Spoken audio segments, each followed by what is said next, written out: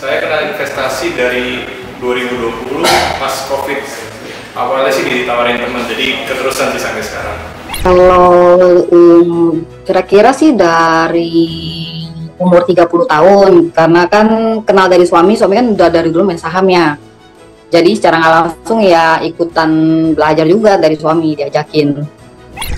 Kenal investasi saham pas saya masih kuliah. Kebetulan dulu saya kuliah jurusan keuangan dan perbankan, dan di sana itu yang diajarkan salah satunya saham. Saya kenal investasi saham itu di usia 25 tahun. Awalnya sih iseng-iseng, ternyata ketagihan. Di umur 17 saya mulai buat kerja freelance sambil sekolah. Nah, di umur 18 tahunnya saya baru kenal investasi itu sendiri.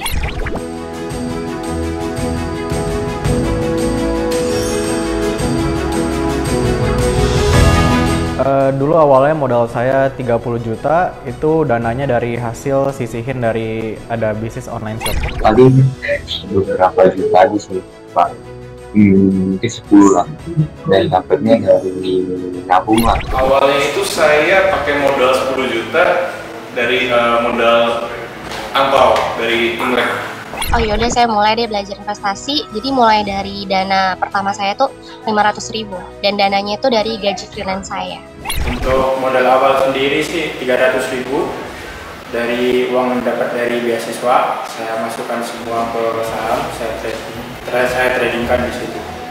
Modal awalnya dulu 1,8 juta dari uang saku saya. Kalau modal ya dari suami, kira-kira 100 juta lah. Kemarin itu saya pertama terjun itu modalnya di tahun 2019, modal saya itu sekitar 500.000. Tapi saya top up pertama itu 100.000, tapi karena nggak cukup buat beli saham blue chip, saya tambah lagi dari 500.000 kayak gitu. Biasanya sih saya sukanya beli saham-saham yang udah turun jauh dari high-nya ya. Saya suka cari saham-saham yang udah berada di support dan jual ketika udah naik. Swing lah, beberapa bulan mungkin. Jadi kebanyakan menggunakan analisa fundamentalnya, yang secara makro, kemudian juga ada story apa. Kebanyakan lihat tren juga sih, tren dan cara menentukan titik beli dan titik jualnya kan menggunakan teknikal. Jadi saya pribadi lebih menggabungkan keduanya, Pak. Kalau menurut saya bisa dengan TP yang disiplin dan juga SL yang disiplin juga. Jadi risk rewardnya terukur semua. Untuk trading ya menurut saya ya pinter-pinter nyari saham juga. Terus saya juga kalau biasanya tuh kalau nggak saham, saya lihat saham yang lagi uptrend. Jadi saya mencari titik supportnya. Terus kalau misalnya dia sudah menembus turun dari support, saya langsung saya jual kayak gitu. Untuk saya sendiri, untuk resikonya minimum, saya biasa dengan menggunakan sistem trading beli sore jual pagi, dan belinya saat freestyle dan dijual saat open market seperti itu biasanya. Supaya resikonya minim ya. Saya beli saham blue chip sih yang fenomenalnya tuh kuat. Nah, kalau untuk manajemen resikonya tersendiri, kalau investasi jangka panjang, menurut saya itu di saham-saham blue chip aja, saham-saham yang market cap-nya besar, atau yang sering aja kita lihat itu kayak yang paling bagus sih di perbankan tetap kalau saham Indo. Terus untuk manajemen resikonya untuk trading, disiplin cut loss sih kalau dari saya, misalkan tapi harus trading plan-nya bener ya, jangan cut loss terus. Misalkan kalau misalkan cut loss terus kan sama aja rugi. Stop loss sih ya kalau buat trading kurang lebih 3%.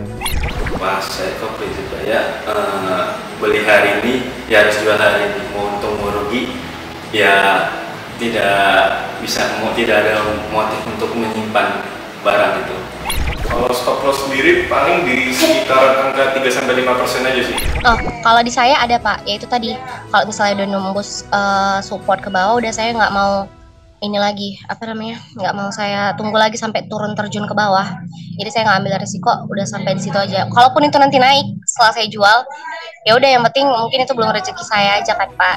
Untuk stop loss sendiri sekitar 2-3%. Kalau saya sendiri udah lebih dari 2% itu saya cut loss. Kalau saya sih dikira-kira aja ya, kira-kira di minus 3% lah saya stop loss itu. Saya batasi cut loss saya itu di harga low saham itu tersebut, di harga low-nya hari itu ya. Jadi kalau udah lewat dari harga low itu paling cuma minus sekitar 1-2%. Dan itu udah pasti harus cut loss karena udah nggak sesuai trading plan.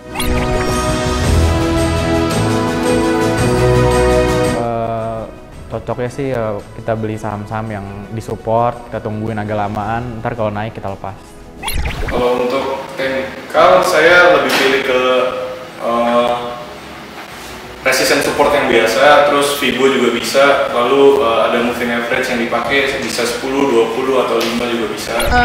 Hampir sama sih Pak, jadi saya mencari saham-saham yang uptrend tadi.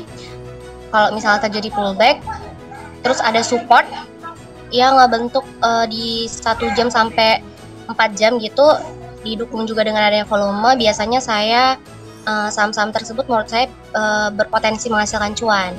Saham-saham yang mantul dari support dan hari itu volumenya juga cukup tinggi dan candlenya utuh untuk close di high-nya, dan itu biasa kami gunakan untuk BSDP, beli sore jual pagi, dan kita jual di pagi harinya, seperti itu. Jujur saya sih nggak paham ya tentang teknikal. Kalau saya itu cuma ikut saran suami saya aja sama sales saya di NH ya. Nah, kalau untuk teknikalnya itu mungkin kalau saya lebih banyak pakai algoritma open sama dengan low ya pagi hari ya, karena kan itu bisa ngasilin cuan yang cepat per harinya. Tapi harus benar pemilihan sahamnya.